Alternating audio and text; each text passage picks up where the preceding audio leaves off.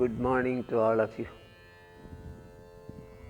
A small Omkar for a few seconds, then let us discuss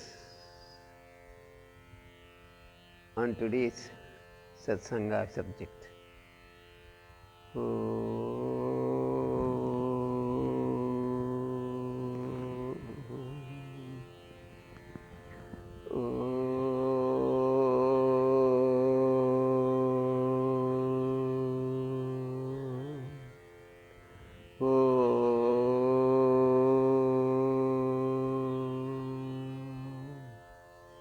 शरणं शरणं श्रीगुरुचरणं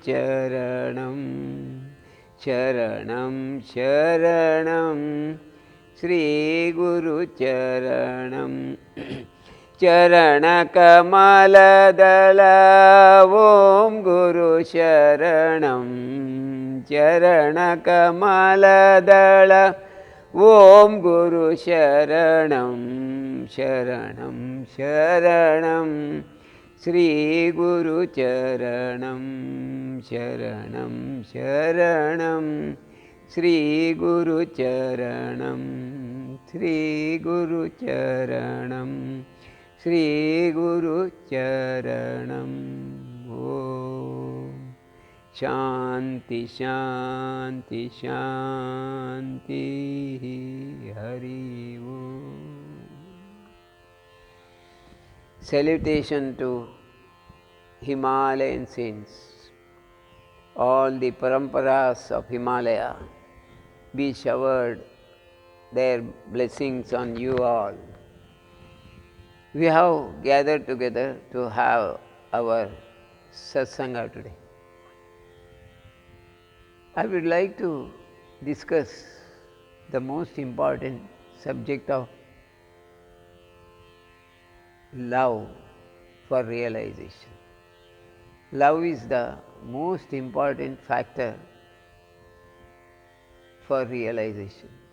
Absence of love is absence of God.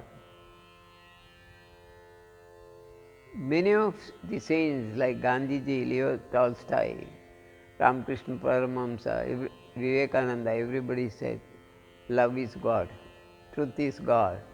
Where there is love, there is God. Okay, their sayings are quite nice to hear, but what is our experience? We have not yet experienced love from others. Neither we have given love, nor we have received love. Why? This is because of the struggle we are facing every day in our life. Life is a big struggle, like Kurukshetra. Every day we are worried, tensed, while dealing with the outside prapancha, outside loka. Every day we have to deal. It is a Kurukshetra. We have a lot of stress, strain. We have to meet people with tamasic character, sometimes rajasic.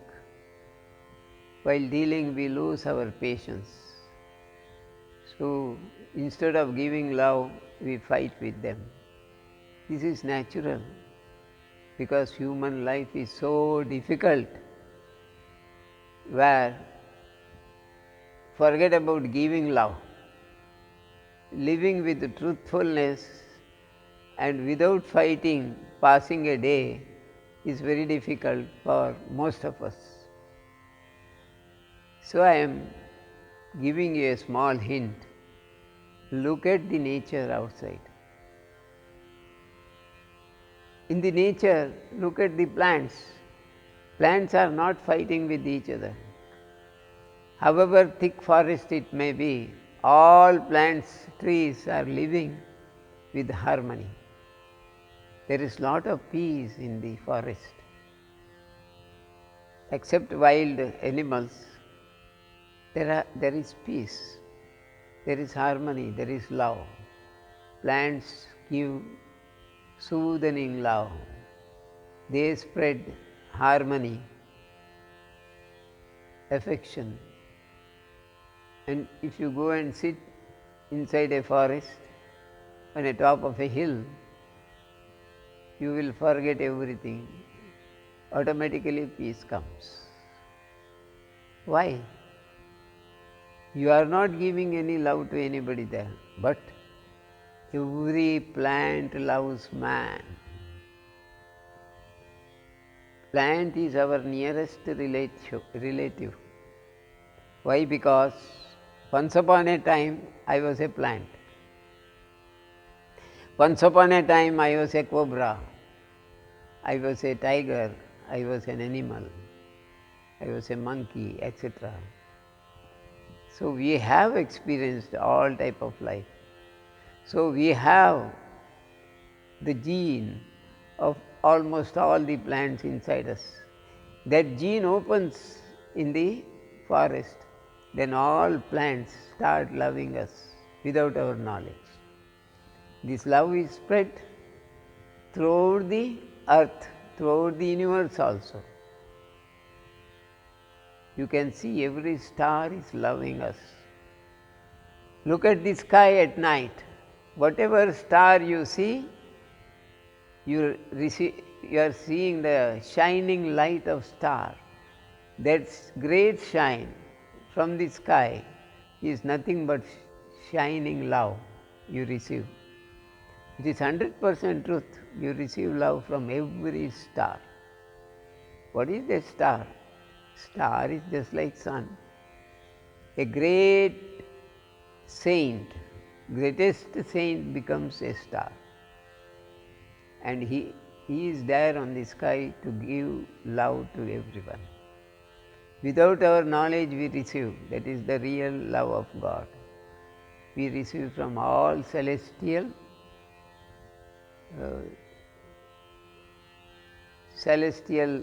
things from the universe, we get love. So always pray that I have to love others. I need not get love from all, but I have to receive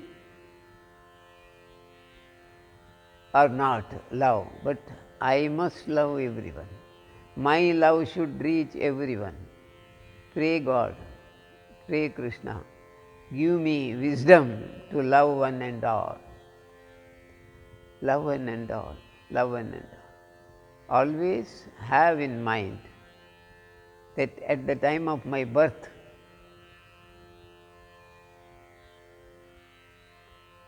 who created the hospital? I don't know. Who constructed the hospital? Nobody knows. I came from mother's womb in an hospital where doctors were there, nurses were there, my relatives were there. Everybody came there to see me, a small child. So God created every facility for me at the time of taking birth. Even the womb was ready and I entered the womb by the grace of God. That is birth. So you can see in the entire universe, everywhere, the Creator makes every preparation to give you love. Think of your love you got from others. Now you may be about 30, 40, 50, 60 years of age. Different age people are here. Think of the love you have given to others. How much love you have given to others? You might have fought with your wife or husband. Love you have given is very less. You might have fought with your children. Love given by you may be difficult, less. You might have fought your brothers and sisters for property or something. Whatever you have given is love. In your whole life, love you have given is very, very less or nil, whereas love you have received is maximum.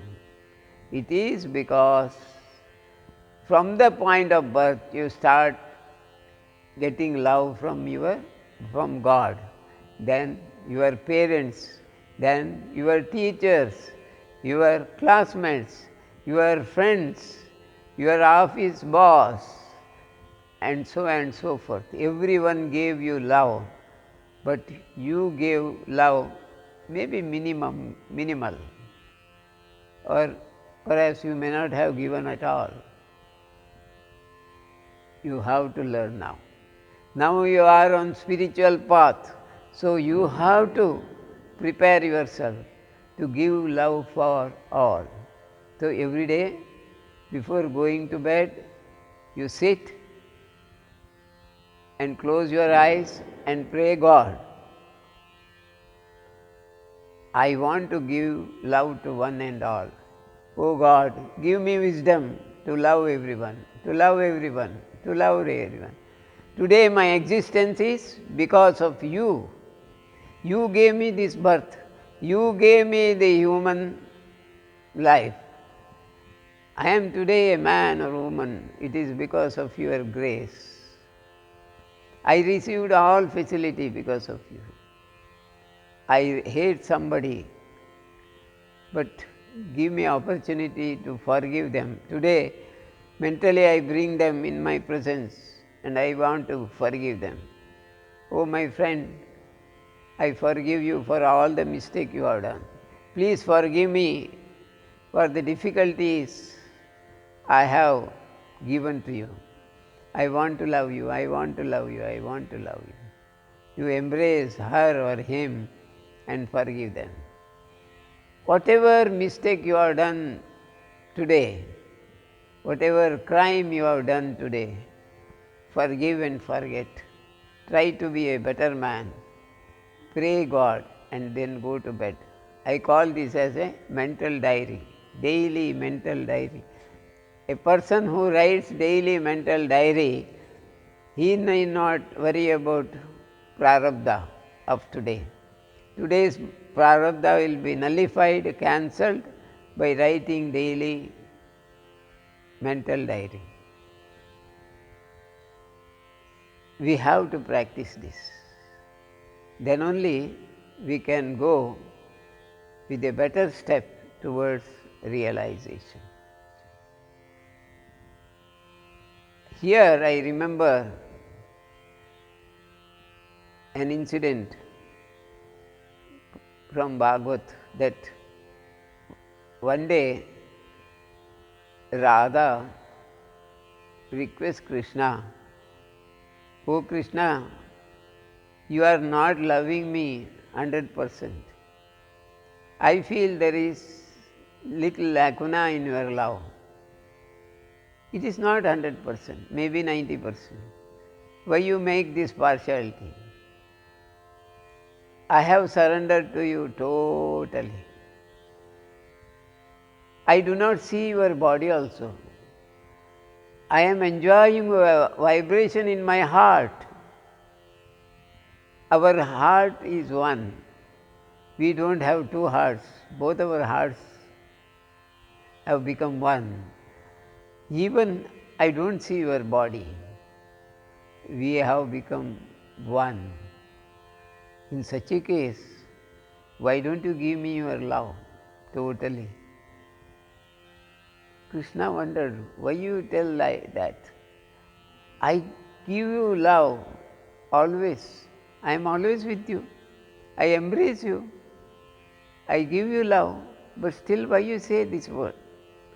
Then Radha says, no, I feel I am right, because when you embrace me, when you give love to me, when you talk to me, whatever you do, your left hand is carrying a flute. With your right hand only you are embracing me. You are using a single hand to embrace me. Why that? Leave your flute and embrace me. Even at night, when you are sleeping, you are holding the flute in your hand. Why that love, so much of love, to a bamboo deadwood piece? How fortunate that bamboo is. If at all I have next birth, let me become flute in your hands. Then Krishna says, yes, your words are very true. I love that flute because it has no life. It has no identity. It never say I. Like you say I am Radha. Flute never says I am flute. Flute is absorbing my prana, my breath, and flute becomes Krishna only. Inside flute only Krishna is there. If Krishna is not there, it is a bamboo piece, dead wood. So, when you become just like a dead wood, a dead body, your body will be occupied by Krishna and you become I become you. There will not be two identity, we become one. And then it is known as total surrender. It is possible only when you are totally surrendered to me. Now you are not totally surrendered. That is why this difference you see, and you are right. From that day onwards, Radha never opened her eyes. She saw Krishna's entire psychic energy inside her, and she says, there is no difference between Krishna and myself. He is inside me, I am inside him. They are united. So, my dear friends, you can also become like Radha. Thank God, thank Krishna by remembering that this birth is because of God. Have 100% faith that God has given this birth and He has selected parents. That's why I took birth in the womb of my mother. He has given me education in a certain school according to His wish. He gave me a job and I earned money. He married, our marriage is arranged by Him and the husband is because of Krishna. I had children and children are gift of Krishna. And I have some bank balance, that is Krishna's money. This life, entire life is because of Krishna, because of God. I don't forget it. While eating also, I remember Krishna and I feel that Krishna is eating. Krishna is enjoying inside my heart. Whenever I sing bhajans, I feel Krishna is singing. Everything is Krishna, I am not there. And this way if you live, then you begin your total surrenderness. You will definitely enjoy the ecstasy of Lord Krishna. I mean God. Krishna name I have used in the name place of God. So, have the blessings of God. Follow this method. It is very easy. Once you remember Lord in every action, your psychic energy, your mind, the vibrations of neuron cells in the brain changes. Your faith changes. Action has got reaction, equal and opposite. Scientifically, you will become a person of willpower, great willpower. Krishna energy will start overriding you, and that is realization. You will realize in this life itself, and that is the purpose of human life. By telling these words, I would like to stop my few words here. Never forget that realization comes by your efforts only. Uddare Atman Atmanam, Bhagavad Gita, Krishna said. for realization, for the uddhara of your mind and body and Atman. You alone has to work hard. Even God cannot help you. When you work hard, definitely your hard work will be answered by Krishna. That's why hard working is on our part. Giving or not giving, left to Krishna. Krishna will definitely give. Have the faith and go ahead in meditation or karma yoga, whatever you do, you will be successful. You should be successful. This is my wish and blessings to you all, and I would like to conclude this satsanga with a meditation. ಎಲ್ಲರಿಗೂ ನಮಸ್ಕಾರ. ಇಂದಿನ ಸತ್ಸಂಗ ಒಂದು ವಿಶೇಷ ರೀತಿಯ ಸತ್ಸಂಗ. ಯಾಕಂದರೆ ಪ್ರಕೃತಿಯೊಂದಿಗೆ ನಾವು ಒಂದಾಗಿದ್ದೇವೆ. ನಮ್ಮ ಜೀವಿತವು ಪ್ರಕೃತಿಯ ಜೀವಿತದೊಂದಿಗೆ ಒಂದಾಗಿದೆ. ಇಡೀ ಬ್ರಹ್ಮಾಂಡ ನಮ್ಮ ಸಂಬಂಧಿಕ. ಇಡೀ ಬ್ರಹ್ಮಾಂಡದಲ್ಲಿ ನಮಗೆ ಸಂಬಂಧ ಇಲ್ಲದವರು ಯಾರೂ ಇಲ್ಲ. ಇದೊಂದು ವಿಶೇಷ ಧ್ಯಾನದ ಅನುಭವ. ನಿಮ್ಮೊಂದಿಗೆ ಅದನ್ನು ಹಂಚಿಕೊಳ್ಬೇಕಂತ ನಾನು ಬಯಸ್ತಾ ಇದ್ದೇನೆ. ನೀವು ಸೂರ್ಯನ ಕಡೆ ಸ್ವಲ್ಪ ನೋಡಿ. ಸೂರ್ಯನು ದಿನನಿತ್ಯ ತನ್ನ ಕೆಲಸವನ್ನು ಶಿಸ್ತುಬದ್ಧವಾಗಿ ಮಾಡ್ತಾನೆ.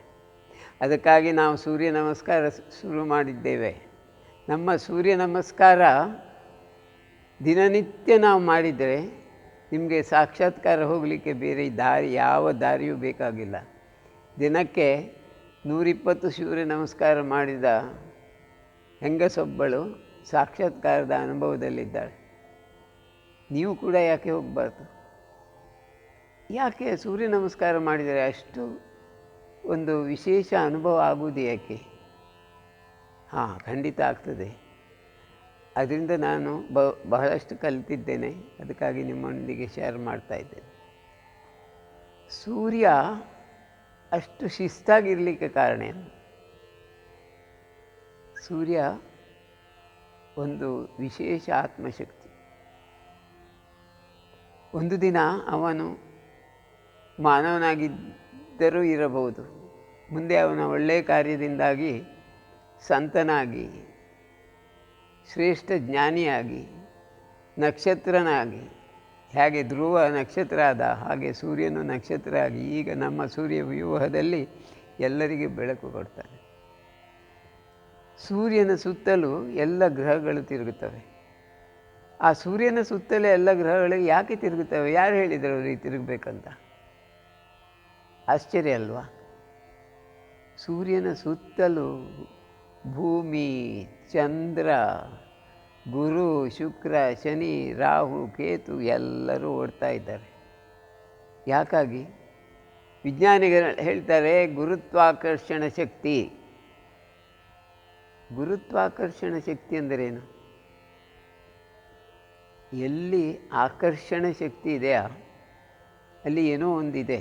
ವಿಜ್ಞಾನಕ್ಕೆ ಅದನ್ನು ಹೇಳಲಿಕ್ಕೆ ಬರೋದಿಲ್ಲ. ಆಕರ್ಷಣೆ ಇರುವುದು ಪ್ರೇಮ ಮತ್ತು ಪ್ರೀತಿಯಲ್ಲಿ ಮಾತ್ರ. ನಿಮ್ಮನ್ನು ಯಾರಾದರೂ ಪ್ರೀತಿಸ್ತಿದ್ದರೆ ನಿಮಗೆ ಅವರ ಮೇಲೆ ತುಂಬ ಆಕರ್ಷಣೆ ಉಂಟಾಗ್ತದೆ. ನಿಮಗೆ ಅವರ ಹತ್ರ ಇರಬೇಕಂತ ಆಗ್ತದೆ. ನಿಮಗೆ ಅವರ ಸನಿಹತೆ ಬೇಕು ಅಂತ ಆಗ್ತದೆ. ಇದನ್ನು ಗುರುತ್ವಾಕರ್ಷಣೆ ಅಂತ ಹೇಳಲಿಕ್ಕಾಗೋದಿಲ್ಲ. ಇದೇ ಪ್ರೇಮ, ಇದೇ ಪ್ರೀತಿ. ತಾಯಿಯನ್ನು ನೋಡಿದಾಗ 1 ವರ್ಷದ ಹಸುಳೆ ಓಡಿ ಬಂದು ಅಮ್ಮ ಅಂತ ಅಪ್ಪಿ ಹಿಡಿದು ಕಾಲ ಮೇಲೆ ಬೀಳ್ತದೆ. ಯಾಕೆ? ಯಾವ ಆಕರ್ಷಣೆ ಅದು? ಅದು ಅಂತರಂಗದ ಆಕರ್ಷಣೆ.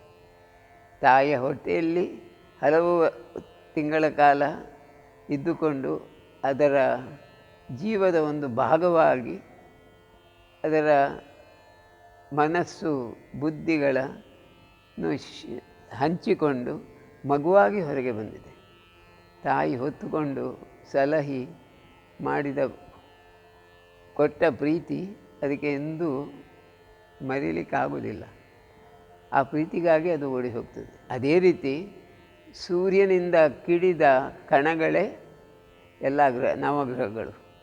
ಈ ಗ್ರಹಗಳು ತಾಯಿಯಾಗಿರೋ ಸೂರ್ಯನ ಸುತ್ತಲೂ ಓಡಾಡ್ತಿವೆ. ಯಾಕೆ? ಸೂರ್ಯನನ್ನು ಸೇರಬೇಕು, ಸೂರ್ಯನನ್ನು ಹಿಡಿಬೇಕು ಅಂತ ಸುತ್ತಲೂ ಓಡಾಡ್ತವೆ ಪ್ರೀತಿಯಿಂದ. ಆ ಪ್ರೀತಿಗೆ ಯಾವುದೇ ವಿಜ್ಞಾನ, ಯಾವುದೇ ಥಿಯರಿ ಮೂಲಕ ವಿವರಿಸಲಿಕ್ಕೆ ಸಾಧ್ಯ ಇಲ್ಲ. ಅದಕ್ಕಾಗಿ ಅವರು ಗುರುತ್ವಾಕರ್ಷಣ ಶಕ್ತಿ ಎಂಬ ಹೆಸರನ್ನು ಕೊಟ್ಟಿದ್ದಾರೆ. ಅದು ಆಕರ್ಷಣ ಶಕ್ತಿ ಎಂಬುದು ಸತ್ಯ, ಗುರುತರದ ಆಕರ್ಷಣೆ ಎಂಬುದು ಸತ್ಯ. ಆದರೆ ಆ ಸತ್ಯದ ಹಿಂದೆ ಇರುವುದು ಪ್ರೀತಿ. ನೋಡಿ, ನಾವು ಹುಟ್ಟಿನಿಂದ ಸಾಯುವ ತನಕ ಒದ್ದಾಡುವುದು ಯಾವುದಕ್ಕೆ? ಬರೀ ಒಂದು ಪ್ರೀತಿಗಾಗಿ. ಎಲ್ಲಿ ಪ್ರೀತಿ ಸಿಗ್ತದೆ ಅಲ್ಲಿ ನಾವು ಇರ್ತೇವೆ. ಪ್ರೀತಿ ಇದ್ದಲ್ಲಿ ಎಲ್ಲವೂ ಇದೆ. ಆ ಪ್ರೀತಿಗಾಗಿ ಪ್ರತಿಯೊಬ್ಬ ಮಾನವ ಒದ್ದಾಡ್ತಾ ಇದ್ದಾನೆ. ಪ್ರೀತಿಗಾಗಿ ಪ್ರತಿಯೊಂದು ಜೀವಿ ಒದ್ದಾಡ್ತಾ ಇದೆ. ನಾವು ಒಂದು ಗೋವಿಗೆ ಪ್ರೀತಿ ಕೊಟ್ಟರೆ ಅದು ಯಾವಾಗಲೂ ನಮ್ಮನ್ನು ಹತ್ತಿರ ಬಂದು ಕುತ್ತಿಗೆಯನ್ನು ಮೇಲೆ ಮಾಡಿ ನಮಗೆ ಆಕರ್ಷಿಸ್ತದೆ, ಪ್ರೀತಿ ಮಾಡ್ತದೆ.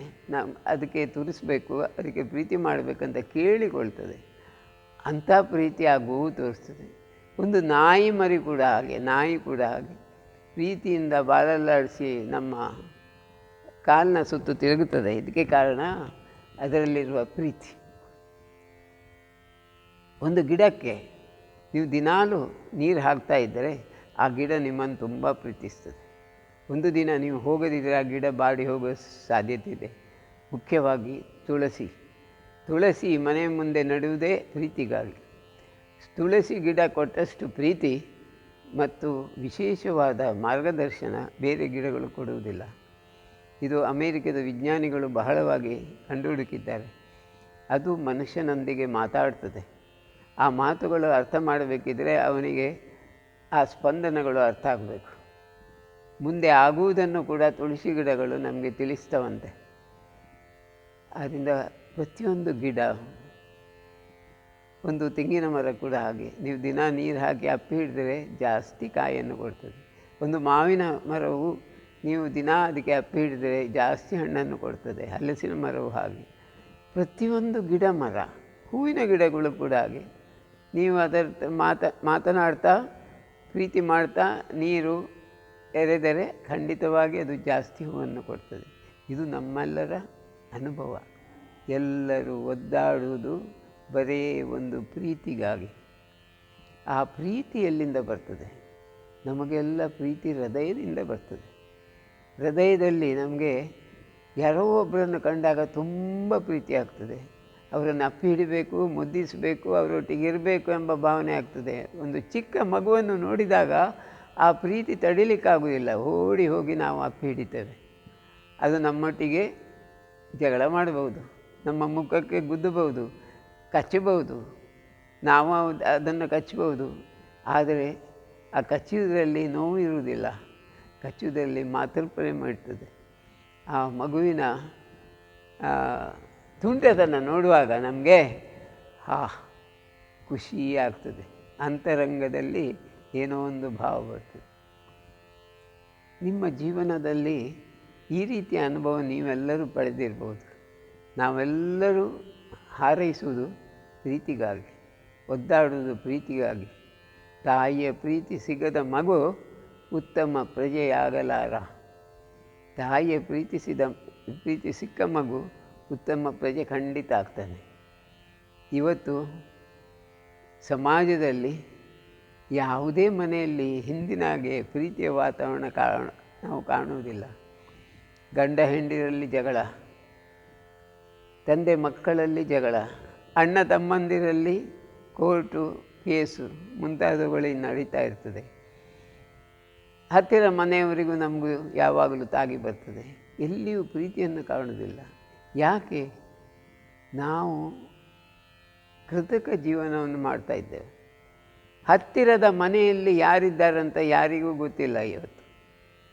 ಅದರಲ್ಲೂ ಒಂದು ಮುಂಬೈ, ಬೆಂಗಳೂರು, ಕಲ್ಕತ್ತಾ ಅಂತ ಊರಿನಲ್ಲಿ ಒಂದು ಫ್ಲ್ಯಾಟ್ನಲ್ಲಿ ಎಷ್ಟು ಮನೆ ಇದ್ದರೂ ಪಕ್ಕದ ಫ್ಲ್ಯಾಟ್ನಲ್ಲಿ ಯಾರಿದ್ದಾರಂತ ನಮ್ಗೆ ಗೊತ್ತಿಲ್ಲ. ಫ್ಲ್ಯಾಟ್ ಅಂತ ಹೇಳಿದರೆ ಅರ್ಥ ನಮ್ಮ ಫೇಟ್. ಯಾಕಂದರೆ ನಮಗೆ ಯಾವ ಸಂಬಂಧವಿಲ್ಲ, ಸಂಬಂಧಗಳೆಲ್ಲ ಫ್ಲ್ಯಾಟ್ ಆದದ್ದೇ ಫ್ಲ್ಯಾಟ್. ಆ ಸಂಬಂಧರಹಿತವಾಗಿ ಬದುಕುವುದೇ ಫ್ಲ್ಯಾಟ್. ಮನುಷ್ಯನಿಗೆ ಬೇಕು ಇನ್ನೊಬ್ಬ ಮನುಷ್ಯನ ಸಂಬಂಧ. ನಾವು ಪ್ರೀತಿ ಕೊಟ್ಟಾಗ ಮಾತ್ರ ನಮಗೆ ಪ್ರೀತಿಗೆ ಸಿಗ್ತದೆ. ಕೊಟ್ಟದ್ದು ತನಗೆ, ಬಚ್ಚಿಟ್ಟದ್ದು ಪರರಿಗೆ. ಪ್ರೀತಿ ಕೊಡುವುದನ್ನು ಕಲಿಯಿರಿ. ಆ ಪ್ರೀತಿ ಕೊಡುವುದರಲ್ಲಿ ನಮಗೆ ಯಾವ ನಷ್ಟವೂ ಆಗುವುದಿಲ್ಲ. ಕೆಲವರು ಅದನ್ನು ಮಿಸ್ಯೂಸ್ ಮಾಡ್ಬೋದು, ಅದರ ಉಪಯೋಗವನ್ನು ಕೆಟ್ಟ ರೀತಿಯಲ್ಲಿ ಮಾಡೋದು. ಆದರೂ ನೀವು ಸೋಲುವುದಿಲ್ಲ. ನಿಮ್ಮ ಅನುಭವದಿಂದ ನೀವು ಅದನ್ನು ಗೆದ್ದು ಬರ್ತೀರ. ಅದರಿಂದ ಪ್ರೀತಿಗಾಗಿ ನಾವು ಬದುಕುವುದು. ಎಲ್ಲ ಕಡೆ ನಾವು ಕಾಣುವುದು ಪ್ರೀತಿಯನ್ನೇ. ಎಷ್ಟು ತ್ಯಾಗ ಮಾಡ್ತಾರೆ ಪ್ರೀತಿಯಿಂದ. ಪ್ರೀತಿ ಮತ್ತು ತ್ಯಾಗ ಇದ್ದ ಜೀವಿಯೇ ಸಾಕ್ಷಾತ್ಕಾರಕ್ಕೆ ಹೋಗ್ತದೆ. ನೀವೆಲ್ಲರೂ ಧ್ಯಾನ ಮಾಡಬೇಕು, ಮುಂದೆ ನಮಗೆ ಮೋಕ್ಷ ಸಿಗಬೇಕು, ಸಾಕ್ಷಾತ್ಕಾರ ಸಿಗಬೇಕು ಎಂಬ ಭಾವನೆಯಿಂದ ಧ್ಯಾನಕ್ಕೆ ಬರ್ತಾ ಇದ್ದೀರಾ, ಆಶ್ರಮಕ್ಕೆ ಬರ್ತಾ ಇದ್ದೀರಾ. ಆದರೆ ನೀವು ಇನ್ನೊಬ್ಬ ವ್ಯಕ್ತಿಯನ್ನು ನನ್ನಂತೆ ಕಾಣುವುದಿಲ್ಲ. ತಮ್ಮಂತೆ ಕಾಣಲಿಕ್ಕೆ ಶುರು ಮಾಡಿದರೆ ಇನ್ನೊಬ್ಬನೊಳಗೆ ಕೂಡ ಕೃಷ್ಣನಿದ್ದಾನೆ, ಇನ್ನೊಬ್ಬನೊಳಗೂ ದೇವರಿದ್ದಾನೆ. ದೇವರಿರುವುದು ದೇವಸ್ಥಾನದಲ್ಲಿ ಅಲ್ಲ. ದೇವಸ್ಥಾನದಲ್ಲಿ ಕಲ್ಲಿನ ಮೂರ್ತಿ ಇದೆ, ಅದರಲ್ಲಿ ಕೂಡ ಶಕ್ತಿ ಇದೆ, ಇಲ್ಲ ಹೇಳುವುದಿಲ್ಲ. ಆದರೆ ಅತ್ಯಂತ ಶಕ್ತಿಶಾಲಿಯಾದ ಪರಮೇಶ್ವರ, ಪರಾಶಕ್ತಿ ಅದು ಇರುವುದು ನಿಮ್ಮ ಒಳಗೆ, ನಿಮ್ಮ ಹೃದಯದಲ್ಲಿ. ನಿಮ್ಮ ಹೃದಯದಲ್ಲಿದ್ದ ದೇವರನ್ನು ನಿಮಗೆ ಕಾಣಲಿಕ್ಕೆ ಆಗುವುದಿಲ್ಲ ಅಂತಾದರೆ ಮತ್ತು ಹೊರಗಿನ ದೇವರನ್ನು ಹೇಗೆ ಕಾಣ್ತೀರ? ಆ ಪ್ರೀತಿಯನ್ನು ನಿಮ್ಮ ಹೃದಯದಲ್ಲಿ ಮೊಳಕೆ ತರಲಿಕ್ಕೆ ಪ್ರಯತ್ನ ಮಾಡಿ. ಇದಕ್ಕೆ ಬೇಕು ಶುದ್ಧ ಮನಸ್ಸು. ಮನಸ್ಸು ಶುದ್ಧವಾಗಬೇಕಿದ್ದರೆ ನಾವು ಪ್ರತಿಯೊಬ್ಬರನ್ನು ಪ್ರೀತಿಸಲಿಕ್ಕೆ ಪ್ರಯತ್ನಿಸಲೇಬೇಕು. ಇನ್ನೊಬ್ಬರ ಪ್ರೀತಿ ನಮಗೆ ಸಿಕ್ಕಿದಾಗ, ನಮ್ಮ ಪ್ರೀತಿ ಇನ್ನೊಬ್ಬರಿಗೆ ಹೋದಾಗ, ಆ ಪ್ರೀತಿಯನ್ನು ಹಂಚಿಕೊಂಡಾಗ ಮೆದುಳಿನಲ್ಲಿ, ನ್ಯೂರಾನ್ಸಿನಲ್ಲಿ ಒಂದು ವಿಶೇಷವಾದ ಪರಿವರ್ತನೆ ಉಂಟಾಗ್ತದೆ. ಆ ಪರಿವರ್ತನೆ ಉಂಟಾಗಿ ತನ್ನಷ್ಟಕ್ಕೆ ಧ್ಯಾನ ಆಗ್ತದೆ. ನೀವು ಪ್ರತಿಯೊಬ್ಬರನ್ನು ಚಿಕ್ಕಂದಿನಿಂದಲೂ ಪ್ರೀತಿಸಲಿಕ್ಕೆ ನೋಡಿ, ಪ್ರತಿಯೊಬ್ಬರ ಸೇವೆಯನ್ನು ಮಾಡಲಿಕ್ಕೆ ನೋಡಿ ಸಂತೋಷದಿಂದ. ಪ್ರತಿಯೊಬ್ಬರ ಸೇವೆಯನ್ನು ಮನಸ್ಪೂರ್ವಕವಾಗಿ ಮಾಡುವುದೇ ಕರ್ಮಯೋಗ. ಹಣಕ್ಕಾಗಿ ಅಲ್ಲ, ಬದಲಾಗಿ ಇನ್ನೊಬ್ಬರಿಗೆ ಸೇವೆ ಮಾಡಬೇಕು. ಒಂದು ಗುರುಗಳ ಸೇವೆ, ತಂದೆ ತಾಯಿಗಳ ಸೇವೆ, ಒಬ್ಬ ಸನ್ಯಾಸಿಯ ಸೇವೆ, ಹತ್ತಿರ ಮನೆಯವರ ಸೇವೆ, ಅಸೌಖ್ಯವಿದ್ದವರ ಸೇವೆ, ಮಕ್ಕಳ ಸೇವೆ, ಹೀಗೆ ಹಲವಾರು ಸೇವೆ ಮಾಡ್ಬೋದು. ಅದನ್ನು ಪ್ರೇಮದಿಂದ ಮಾಡಿದಾಗ ನಿಮ್ಮ ಹೃದಯದಲ್ಲಿ ಒಂದು ಸ್ಪಂದನ ಬರಲಿಕ್ಕೆ ಶುರು ಆಗ್ತದೆ. ಆ ಸ್ಪಂದನ ನಿಮಗೇನೋ ಒಂದು ಸಂತೋಷ ಕೊಡ್ತದೆ. ಆ ಸಂತೋಷ ಇತರರೊಂದಿಗೆ ಹಂಚಿಕೊಳ್ಳಿಕ್ಕೆ ಆಗುವುದಿಲ್ಲ. ಯಾರೊಂದಿಗೆ ಹೇಳಿದರೂ ಅವರಿಗೆ ಅರ್ಥ ಆಗುವುದು ಸ್ವಲ್ಪ ಮಾತ್ರ. ಅದು ನಿಮ್ಮ ಹೃದಯದಲ್ಲಿ, ಓಹ್, ನಾನು ಇಷ್ಟು ರೀತಿಯಲ್ಲಿ ಅವರಿಗೆ ಸೇವೆ ಮಾಡಿದ್ದೇನೆ, ಅಲ್ಲ, ಭಗವಂತ ಆ ಸೇವೆ ಮಾಡಲಿಕ್ಕೆ ನನಗೊಂದು ಆಪರ್ಚುನಿಟಿ ಕೊಟ್ಟಿದ್ದಾನೆ, ಒಂದು ಸುಯೋಗ ಕೊಟ್ಟಿದ್ದಾನೆ. ಆ ಸುಯೋಗದಿಂದಾಗಿ ನನಗೆ ಅದು ಮಾಡಲಿಕ್ಕಾಯಿತು. ಹೇ ಭಗವಂತ, ನಿನಗೆ ಧನ್ಯವಾದ. ಇದನ್ನು ನೀವು ಕಲಿಬೇಕು. ಇದರಿಂದ ನಿಮ್ಮ ಪ್ರಾರಬ್ಧಗಳು ನಾಶವಾಗ್ತವೆ. ನಾವು 84 ಲಕ್ಷ ಜನ್ಮ ಹಿಡಿದುಕೊಂಡು ಕೊನೆಗೆ ಮನುಷ್ಯ ಜನ್ಮ ಇದಕ್ಕೆ ಬಂದಿದ್ದೇವೆ. ಈ ಜನ್ಮದಲ್ಲಿ ನಮ್ಮ ಪ್ರಾರಬ್ಧಗಳು ಬಹಳಷ್ಟಿವೆ. ಇದನ್ನು ನಿವಾರಿಸಲಿಕ್ಕೆ ನಾವು ಮಾಡಬೇಕಾದದ್ದು ಕರ್ಮಯೋಗ, ನಿಷ್ಕಾಮವಾದ ಕರ್ಮಯೋಗ. ಹಣಕ್ಕಾಗಿ ದುಡಿಯುವುದು ಕೂಡ ಒಂದು ರೀತಿಯಲ್ಲಿ ಕರ್ಮಯೋಗ, ಆದರೆ ಅದು ಪರಿಪೂರ್ಣ ಕರ್ಮಯೋಗ ಆಗುವುದಿಲ್ಲ. ಯಾವಾಗ ನೀವು ಯಾವುದೇ ಆಸೆ ಇಲ್ಲದೆ, ಪ್ರಮೋಷನು, ಟ್ರಾನ್ಸ್ಫರು, ಇನ್ಕ್ರಿಮೆಂಟು, ದೊಡ್ಡ ಹಣ, ಇದು ಯಾವುದೇ ಆಸೆ ಇಲ್ಲದೆ ನಿರಂತರವಾಗಿ ಸೇವಾ ಮನೋಭಾವದಿಂದ ದುಡಿತೀರಾ, ಆಗ ನಿಮಗೆ ಖಂಡಿತವಾಗಿ ಏನೋ ಒಂದು ಆನಂದ ಸಿಗ್ತದೆ. ನಾನು ಮಾಡಿದ ಕೆಲಸ ಆ ಒಂದು ಸಂಸ್ಥೆಗೆ ತುಂಬ ಒಳ್ಳೆಯದಾಯಿತು. ಅದು ಯಾವುದೇ ಸೇವೆ ಇರ್ಬೋದು, ಯಾರದೇ ಸೇವೆ ಇರ್ಬೋದು. ಅವರು ಇಲ್ಲದಿದ್ದರೂ ಚಿಂತೆಯಿಲ್ಲ. ನಿಮ್ಮ ಹೃದಯದಲ್ಲಿ ನಿಷ್ಕಲ್ಮಶತೆ ಇದ್ದರೆ ಆ ಸೇವೆ ಭಗವಂತನ ಸೇವೆ ಆಗ್ತದೆ. ಯಾಕೆಂದರೆ ಒಬ್ಬ ಕಳ್ಳನ ಸೇವೆ ಮಾಡಿದರೂ ಆ ಕಳ್ಳನಾಗಿರುವ ಪರಮಾತ್ಮ ಪರಿಶುದ್ಧನಾಗಿರ್ತಾನೆ. ಅವನ ಆತ್ಮ ಅದನ್ನು ಸ್ವೀಕಾರ ಮಾಡಿ ನಿಮಗೆ ಆಶೀರ್ವಾದ ಮಾಡಿದರೆ ಸಾಕು. ಪ್ರತಿಯೊಬ್ಬರಲ್ಲಿ ಪರಮಾತ್ಮ ಇದ್ದಾನೆ. ಆ ಸೇವೆ ಮಾಡುವುದನ್ನು ಕಲಿಸಿ. ಆಗ ಖಂಡಿತವಾಗಿ ನಿಮ್ಮ ಆಧ್ಯಾತ್ಮಿಕ ದಾರಿಯಲ್ಲಿ ಮುಂದೆ ಹೋಗುವಾಗ ನಿಮಗೆ ವಿಶೇಷತರವಾದ ಬೆಳಕು ಸಿಗ್ತದೆ, ಮಾರ್ಗದರ್ಶನ ಸಿಗ್ತದೆ. ಎಲ್ಲರೂ ಹಾರೈಸುವುದು, ಪ್ರತಿಯೊಂದು ಜೀವ ಇದೆಯಾ ಅದು ಒದ್ದಾಡೋದು ಪ್ರೇಮಕ್ಕಾಗಿ, ಅದು ಪ್ರೀತಿಗಾಗಿ ಒದ್ದಾಡದವರು ಯಾರೂ ಇಲ್ಲ. ಪಾರ್ವತಿ ಕೂಡ ಶಿವನ ಪಕ್ಕದಲ್ಲಿದ್ದು ಆಕೆ ಒದ್ದಾಡುವುದು ಪ್ರೀತಿಗಂತೆ. ಲಕ್ಷ್ಮಿ ಕೂಡ ಶ್ರೀಮನ್ನಾರಾಯಣನ ಕಾಲನ್ನು ಒತ್ತುತ್ತಾ ಶೇಷಶಯನನ ಒಂದು ಮೂಲೆಯಲ್ಲಿ ಕೂತ್ಕೊಳ್ತಾಳೆ ಪ್ರೀತಿಗಾಗಿ ಅಂತೆ. ಸರಸ್ವತಿ ವೀಣೆ ಹಿಡಿದು ಸಂಗೀತ ನುಡಿಸಿ ಬ್ರಹ್ಮನನ್ನು ಸಂತೋಷಗೊಳಿಸುವುದು ಪ್ರೀತಿಗಾಗಿ ಅಂತೆ. ಇದೆಲ್ಲ ಕಥೆ ಇರ್ಬೋದು, ಸತ್ಯ ಇರ್ಬೋದು. ಇವುಗಳ ಅರ್ಥ ಏನಂದರೆ ದೇವರುಗಳು ಕೂಡ ಪ್ರೀತಿಗಾಗಿ ಒದ್ದಾಡ್ತಾ ಇದ್ದಾರೆ. ಪ್ರೀತಿಗಾಗಿ ಒದ್ದಾಡಿದವರು ಯಾರೂ ಇಲ್ಲ. ಸೂರ್ಯನ ಪ್ರೀತಿಗಾಗಿ ಎಲ್ಲ ಗ್ರಹಗಳು ಸೂರ್ಯನ ಸುತ್ತು ಓಡುವುದು ಪ್ರೀತಿಗಾಗಿ ಮಾತ್ರ. ಅವನನ್ನು ಹಿಡಿಯಲು ಹೋಗುವುದು. ವಿಜ್ಞಾನಿಗಳು ಯಾವುದೇ ಹೆಸರು ಹೇಳಿ, ಅದು ಆಕರ್ಷಣೆ, ಪ್ರೀತಿಯ ಆಕರ್ಷಣೆ. ಅದರಿಂದ ಪ್ರೀತಿಯನ್ನು ಗಳಿಸಲು ನೋಡಿ. ನಮಗೆ ಗಳಿಸಲಿಕ್ಕೆ ಸಾಧ್ಯ ಇಲ್ಲದಿದ್ದರೆ ನೀವು ಪ್ರೀತಿಯನ್ನು ಕೊಡಲು ನೋಡಿ. ಯಾವಾಗ ನೀವು ಪ್ರೀತಿ ಕೊಡ್ತೀರಾ ನಿಮ್ಮ ಪ್ರಾರಬ್ಧ ನಾಶ ಆಗಲಿಕ್ಕೆ ಶುರುವಾಗ್ತದೆ.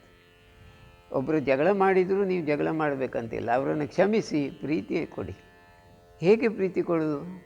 ಪ್ರತಿದಿನ ರಾತ್ರಿ ಮಲಗುವಾಗ ಆ ದಿವಸ ನೀವು ಯಾರೊಂದಿಗೆ ಜಗಳ ಮಾಡಿದ್ದೀರಿ ಅವರನ್ನು ಎದುರಿಗೆ ಕೂತ್ಕೊಳಿಸಿ ಹೇಳಿ, ನನ್ನಿಂದ ತಪ್ಪಾಗಿದ್ದರೆ ಕ್ಷಮಿಸು, ನಿನ್ನಿಂದ ತಪ್ಪಾಗಿದೆ ನಾನು ಕ್ಷಮಿಸ್ತೇನೆ, ನಾವಿಬ್ಬರು ಸ್ನೇಹಿತರಾಗಿ ಮುಂದೆ ಹೋಗುವ, ನಾವಿಬ್ಬರು ಪ್ರೀತಿಯಿಂದ ಮುಂದೆ ಹೋಗುವ ಎಂದು ಅವರನ್ನು ಅಪ್ಪಿಕೊಂಡು ಅವರ ಹತ್ರ ಕ್ಷಮೆ ಕೇಳಿ. ಇದು ಮಾನಸಿಕ ಎಕ್ಸಸೈಸ್. ದಿನನಿತ್ಯ ಏನೇನು ತಪ್ಪು ಮಾಡಿದ್ದೀರಿ ಅದನ್ನು ತಿದ್ದಿಕೊಂಡು ಮುಂದೆ ಹೋಗಿ ನಿಮಗೆ ಪ್ರಾರಬ್ಧ ನಾಶ ಆಗ್ತಾ ಬರ್ತದೆ. ಆಮೇಲೆ ಯೋಗ ನಿದ್ರೆಯಲ್ಲಿ ನೀವು ಮಾಡಿದ ತಪ್ಪುಗಳನ್ನೆಲ್ಲ ಮುಂದುವರಿಸಿ ಅದು ತನ್ನಷ್ಟಕ್ಕೆ ಹೊರಗೆ ಬರ್ತದೆ. ಯೋಗ ನಿದ್ರೆ ಪ್ರಾರಬ್ಧವನ್ನು ನಿವಾರಿಸಲು ಒಂದು ಅತ್ಯಂತ ಉಪಯುಕ್ತವಾದ ಒಂದು ಸಾಧನ. ಆದ್ದರಿಂದ ಯೋಗ ನಿದ್ರೆ ತಪ್ಪದೆ ಮಾಡಿ, ಸೂರ್ಯ ನಮಸ್ಕಾರ ತಪ್ಪದೆ ಮಾಡಿ. ಇದರಿಂದ ನಿಮಗೆ ಮುಂದಿನ ದಾರಿ ಬಹಳ ಸುಲಭವಾಗ್ತದೆ. ಇಲ್ಲಿ ಒಂದು ನಿದರ್ಶನ ನಾನು ಕೊಡಲಿಕ್ಕೆ ಬಯಸ್ತೇನೆ. ಅದೇನೆಂದರೆ, ರಾಧೆ ಕೃಷ್ಣನೊಂದಿಗೆ ನಿರಂತರವಾಗಿರ್ತಿದ್ಲು. ಎಲ್ಲಿ ಕೃಷ್ಣ ಇದ್ದಾನೆ ಅಲ್ಲಿ ರಾಧೆ ಇದ್ದಾಳೆ. ಕೃಷ್ಣನ ಹಿಂದೆ ಓಡ್ತಾ ಇದ್ಲು. ಒಂದು ದಿನ ರಾಧೆ ಕೃಷ್ಣನನ್ನು ಕೇಳ್ತಾಳೆ, ಹೇ ಕೃಷ್ಣ, ನನಗೆ ನಿನ್ನ ಮೇಲಿರುವ ಪ್ರೀತಿಯನ್ನು ತಡೀಲಿಕ್ಕೆ ಸಾಧ್ಯ ಆಗುವುದಿಲ್ಲ. ಅದು ಅತೀವವಾದ ಪ್ರೀತಿ, ಅದು ದೈಹಿಕವಾದ ಪ್ರೀತಿ ಅಲ್ಲ. ಆದರೆ ನಿನ್ನ ಸನಿಹತೆ, ನೀನು ಯಾವಾಗಲೂ ನನ್ನ ಪಕ್ಕದಲ್ಲಿರಬೇಕೆಂಬ ಆಸೆ ನನಗೆ ನಿರಂತರವಾಗಿ ಕಾಡ್ತಾ ಇದೆ. ಇದು ಯಾವುದೇ ರೀತಿ ವ್ಯಾಮೋಹ ಅಲ್ಲ. ನನಗೆ ನಿನ್ನ ಶರೀರದ ಮೇಲೆ ವ್ಯಾಮೋಹ ಇಲ್ಲ. ಆದರೆ ನೀನು ಪಕ್ಕದಲ್ಲಿದ್ದಾಗ ನನ್ನ ದೇಹದ ಒಳಗೆ ಪ್ರೇಮದ ಸಮುದ್ರವೇ ಹರಿತದೆ. ಆ ಸಮುದ್ರದಲ್ಲಿ ನಾನು ಈಜಿ ಮುಳುಗಿ ಸಂತೋಷ ಪಡ್ತಾ ಇರ್ತಾನೆ. ಆಗ ನಿನ್ನ ದೈಹಿಕ ಸ್ವರೂಪ ನನಗೆ ಕಾಣುವುದೇ ಇಲ್ಲ. ನನಗೆ ಕಾಣುವುದು ನಿನ್ನ ದೈವಿಕ ಪ್ರೇಮ ಮಾತ್ರ. ಇನ್ನೂ ಸಾಲದು, ನನಗೆ ಇನ್ನೂ ಪ್ರೀತಿ ಬೇಕು ಎಂಬ ಭಾವನೆ ಬರ್ತಾ ಇದೆ. ಆದ್ದರಿಂದ ನೀನು ನನಗೆ ದಯಮಾಡಿ ಪೂರ್ತಿ ಪ್ರೀತಿ ಕೊಡು. ನೀನು ಪೂರ್ತಿ ಪ್ರೀತಿ ನನಗೆ ಕೊಡುವುದಿಲ್ಲ ಎಂಬ ಭಾವನೆ ಬರ್ತದೆ ಅಂತ. ಆಗ ಶ್ರೀಕೃಷ್ಣ ಹೇಳ್ತಾನೆ, ಇಲ್ಲಲ್ಲ, ನಾನು ಯಾವಾಗಲೂ ನಿನ್ನೊಟ್ಟಿಗೆ ಇರ್ತೇನೆ, ನಿನಗೆ ಪರಿಪೂರ್ಣ ಪ್ರೀತಿ ಕೊಡ್ತಾ ಇದ್ದೇನಲ್ಲ, ನಿನಗೆ ಈ ಸಂಶಯ ಯಾಕೆ ಬರ್ತಾ ಇದೆ? ನೋಡು ಕೃಷ್ಣ, ನಿನ್ನ ಕೈಯಲ್ಲಿ ಕೊಳಲಿದೆ. ಆ ಕೊಳಲನ್ನು ನೀನು ಒಂದು ಕ್ಷಣವೂ ಬಿಡುವುದಿಲ್ಲ. ನೀನು ನಿದ್ದೆ ಮಾಡುವಾಗಲೂ ಅಪ್ಪಿ ಹಿಡಿದು ಮಲಗ್ತೀಯ, ಬೆಳಿಗ್ಗೆ ಏಳುವಾಗಲೂ ಕೈಯಲ್ಲಿ ಹಿಡಿದೇ ಎಲ್ಲ ಕೆಲಸ ಮಾಡ್ತೀಯ. ಗೋವುಗಳನ್ನು ಮೇಯಿಸಲಿಕ್ಕೆ ಕೊಂಡು ಹೋಗುವಾಗಲೂ ಕೊಳಲು ಬಾರಿಸ್ತಾ ಕೊಳಲಿನೊಟ್ಟಿಗೆ ಕುಣಿತಾ ಹೋಗ್ತೀಯ. ಊಟ ಮಾಡುವಾಗಲೂ ಎಡ ಕೈಯಲ್ಲಿ ಕೊಳಲಿರ್ತದೆ, ಬೆಣ್ಣೆ ತಿನ್ನುವಾಗಲೂ ಕೊಳಲಿರ್ತದೆ. ಕೊಳಲನ್ನು ನೀನು ಬಿಟ್ಟ ಕ್ಷಣವನ್ನೇ ನಾನು ನೋಡಿಲ್ಲ. ನೀನು ಆ ಕೊಳಲನ್ನು ಯಾಕೆ ಅಷ್ಟು ಪ್ರೀತಿಸ್ತಿ? ಅದೇ ಪ್ರೀತಿಯನ್ನು ನನಗೆ ಕೊಡಬಾರ್ದಾ ಎಂಬ ಪ್ರಶ್ನೆ ಕೇಳ್ತಾಳೆ. ಆಗ ಕೃಷ್ಣ ಹೇಳ್ತಾನೆ, ನೋಡು, ಕೊಳಲೆಂಬುದು ಬರೀ ಒಂದು ಬಿದಿರಿನ ತುಂಡು, ಅದರಲ್ಲಿ ಜೀವ ಇಲ್ಲ. ಆ ಬಿದಿರಿನ ತುಂಡು ಬಹಳ ಸುಂದರವಾದ ಸಂಗೀತ ಕೊಡ್ತದೆ.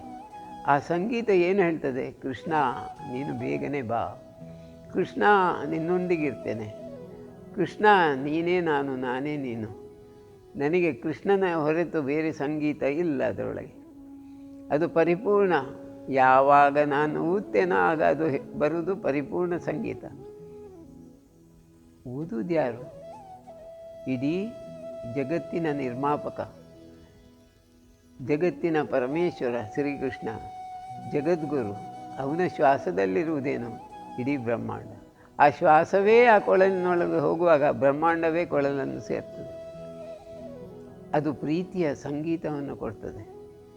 ಅದಕ್ಕೆ ಕೊಳಲಿಗೆ ಮನಸ್ಸಿಲ್ಲ, ಕೊಳಲಿನಲ್ಲಿ ಏನೂ ಇಲ್ಲ, ಕೃಷ್ಣನ ಉಸಿರು ಮಾತ್ರ.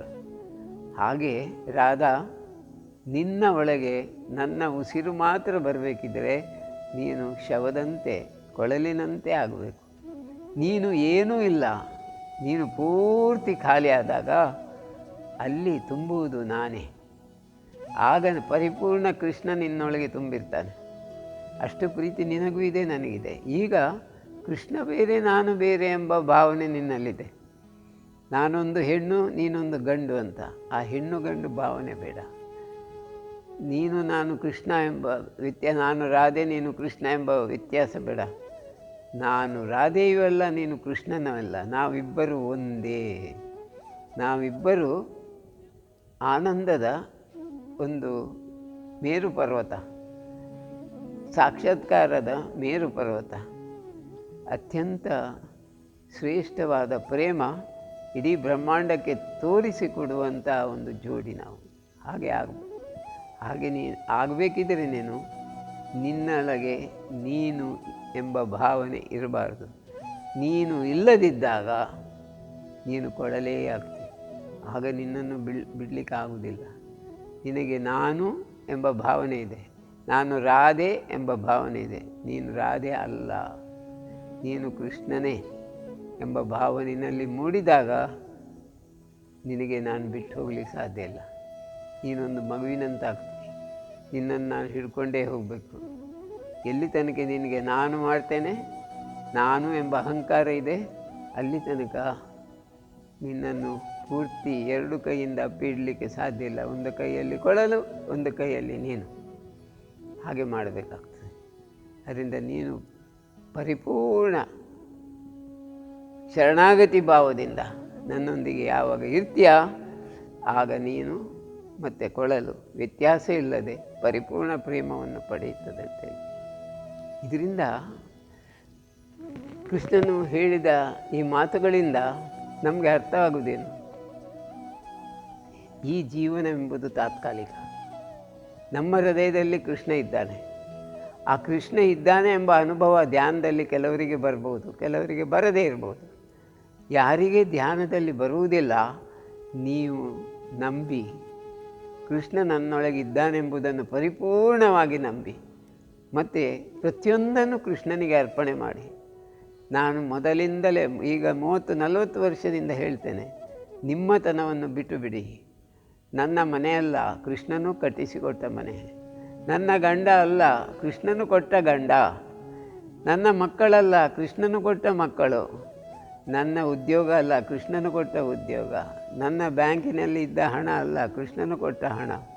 ಪ್ರತಿಯೊಂದು ಕೃಷ್ಣನದ್ದು ಎಂಬುದನ್ನು ಹೇಳಿ. ಆಗ ನಿಮಗೆ ಯಾವ ಪ್ರಾರಬ್ಧವೂ ಇಲ್ಲ. ಪ್ರತಿಯೊಂದು ನನ್ನದು ನನ್ನದು ನನ್ನದು, ನನ್ನ ಅಸೌಖ್ಯ ಅಂತ ಹೇಳ್ತೀರ. ಇಲ್ಲ, ಕೃಷ್ಣನು ಕೊಟ್ಟ ಅಸೌಖ್ಯ ಹೇಳಿ ನಿಮಗೆ ಅಸೌಖ್ಯವೇ ಆಗುವುದಿಲ್ಲ. ಎಲ್ಲವೂ ಕೃಷ್ಣನದ್ದು. ಇಲ್ಲಿ ನಿಮ್ಮದೆಂಬುದು ಯಾವುದಿದೆ ಭೂಮಿಯಲ್ಲಿ? ಯಾವುದೂ ಇಲ್ಲ. ಈ ಭೂಮಿಯನ್ನು ಸೃಷ್ಟಿಸಿದವ ಕೃಷ್ಣ. ಅದು ಅವನ ಆಸ್ತಿ. ನೀವು ಅವನ ಆಸ್ತಿಯಲ್ಲಿ ಬಂದು ಸ್ವಲ್ಪ ಸಮಯಕ್ಕೆ ನಿಂತಿದ್ದೀರಾ.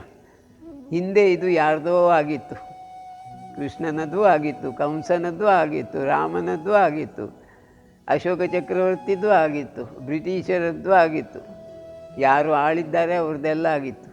ಇಂದು ಆ ಜಾಗದಲ್ಲಿ ನೀವು ನಿಂತಿದ್ದೀರಿ, ಮನೆ ಮಾಡಿ ಕಟ್ಟಿದ್ದೀರಿ. ಸ್ವಲ್ಪ ಸಮಯ ಹೋದಾಗ ಮನೆಯೂ ಇಲ್ಲದಾಗ್ತದೆ, ನಿಮ್ಮ ಆ ಜಾಗ ಮತ್ತಾರಿಗೂ ಹೋಗ್ತದೆ. ಇಲ್ಲಿ ಪರ್ಮನೆಂಟಾಗಿ ನಿರಂತರವಾಗಿ ನಿಲ್ಲುವವರು ಯಾರೂ ಇಲ್ಲ. ನೀವೂ ಇಲ್ಲ, ನಾನೂ ಇಲ್ಲ, ಯಾರೂ ಇಲ್ಲ. ಎಲ್ಲವೂ ಕೃಷ್ಣನಿಗೆ ಸೇರಿತು. ಇದನ್ನು ಮರಿಬೇಡಿ. ಇದನ್ನು ನೆನಪಿಸುತ್ತಾ ನೀವು ಧ್ಯಾನಕ್ಕೆ ಹೋಗಿ ಅಥವಾ ಕರ್ಮಯೋಗ ಮಾಡಿ ಅಥವಾ ಭಜನೆ ಮಾಡಿ, ಏನು ಬೇಕಿದ್ರೂ ಮಾಡಿ, ಯೋಗ ಮಾಡಿ ಅಥವಾ ಸೇವೆ ಮಾಡಿ, ಎಲ್ಲವೂ ಕೃಷ್ಣನಿಗೆ ಅರ್ಪಿಸಲ್ಪಡ್ತದೆ. ಹೇಗೆ ಕೃಷ್ಣ ಹೇಳಿದ್ದಾನೆ, ಗವಾ ಮಧ್ಯೆ ವಸಾಮ್ಯಹಂ, ಗೋವಿನ ಒಳಗೆ ನಾನಿದ್ದೇನೆ, ಗೋವು ಇದ್ದಲ್ಲಿ ನಾನಿದ್ದೇನೆ. ಹಾಗೆ ಗೋವಿನ ಸೇವೆ ಮಾಡಲಿಕ್ಕೆ ಪ್ರಯತ್ನ ಮಾಡಿ, ಅಲ್ಲಿ ಕೃಷ್ಣನೇ ಇದ್ದಾನೆ. ನಾನು ಇಲ್ಲ ಎಂಬ ಭಾವನೆಯಿಂದ ನಿರಂತರ ಜೀವನವನ್ನು ಸಾಗಿಸಿ, ನಿಮಗೆ ಯಾವ ಅಸೌಖ್ಯವೂ ಬರುವುದಿಲ್ಲ. ನಿಮ್ಮನ್ನೆಲ್ಲರೂ ಪ್ರೀತಿಸಲಿಕ್ಕೆ ಶುರುವಾಗ್ತದೆ. ನಿಮ್ಮನ್ನು ಪ್ರೀತಿಸದವರು ಯಾರೂ ಇಲ್ಲ. ಯಾವ ಸರ್ಪವು ಬಂದು ಹತ್ತಿರ ಕೂತರೆ ನಿಮಗೆ ಕಚ್ಚುವುದಿಲ್ಲ. ಆ ಕೃಷ್ಣನ ಪ್ರೀತಿಯನ್ನೇ ಅದು ಕೊಡ್ತದೆ. ಈ ಒಂದು ಪ್ರೇಮದ ವಾತಾವರಣ ಸೃಷ್ಟಿಸಲಿಕ್ಕೆ ಮುಖ್ಯ ಕಾರಣ ನಾವೇ ಆಗಬೇಕು. ಇತರರಿಂದ ಪ್ರೇಮಕ್ಕೆ ಆಶಿಸಬೇಡಿ. ನಾನೇ ಎಲ್ಲರಿಗೂ ಪ್ರೇಮ ಕೊಡಬೇಕು. ಕೃಷ್ಣನಿಗೂ ಸಹ ನನ್ನ ಪ್ರೇಮದ ಅಗತ್ಯವಿದೆ. ಯಾಕೆಂದರೆ ಕೃಷ್ಣನ ಕೆಲಸ ನನ್ನ ಕೈಯಿಂದ, ಕಾಲಿಂದ, ನನ್ನ ತಲೆಯಿಂದ, ನನ್ನ ಮನಸ್ಸಿನಿಂದ ಆಗಬೇಕು. ಕೃಷ್ಣ ಸ್ವತಃ ಬರುವುದಿಲ್ಲ. ಅವನು ನಮಗೆ ಬುದ್ಧಿ ಕೊಟ್ಟು ಕೆಲಸ ಮಾಡಿಸ್ತಾನೆ. ಆದ್ದರಿಂದ ನಾವು ಕೃಷ್ಣನ ಸೇವಕರಾಗಿ ನಿರಂತರವಾಗಿ ಇಲ್ಲಿ ಬಾಳೋಣ, ನಿರಂತರವಾಗಿ ಮುಂದೆ ಹೋಗೋಣ. ಈ ನನ್ನ ದಾರಿಯನ್ನು ನೀವು ಅಭ್ಯಾಸ ಮಾಡಿದರೆ ಖಂಡಿತವಾಗಿ ನಿಮ್ಮ ಪ್ರಾರಬ್ಧಗಳು ನಶಿಸಿ ಹೋಗ್ತವೆ, ಖಂಡಿತ. ಮತ್ತು ಕಾಮ, ಕ್ರೋಧ, ಲೋಭ, ಮೋಹ, ಮದ, ಮತ್ಸರ ಇವುಗಳಿಗೆಲ್ಲ ಸ್ವಲ್ಪ ದೂರ ಮಾಡಲಿತ್ತಾ ಹೋಗಿ ಕ್ರಮೇಣ ಅದು ದೂರ ಆಗ್ತದೆ. ಕ್ರಮೇಣ ನೀವು ಕೃಷ್ಣನ ಸ್ವರೂಪವನ್ನು ಅರ್ಥ ಮಾಡಿಕೊಳ್ತೀರಿ. ನಿಮ್ಮ ಅಂತರಂಗದಲ್ಲಿ ಕೃಷ್ಣನ ಸೂರ್ಯ ಉದಯಿಸ್ತದೆ. ಆಗ ಎಲ್ಲರಿಗೂ ಪ್ರೇಮ ಕೊಡಲಿಕ್ಕಾಗ್ತದೆ.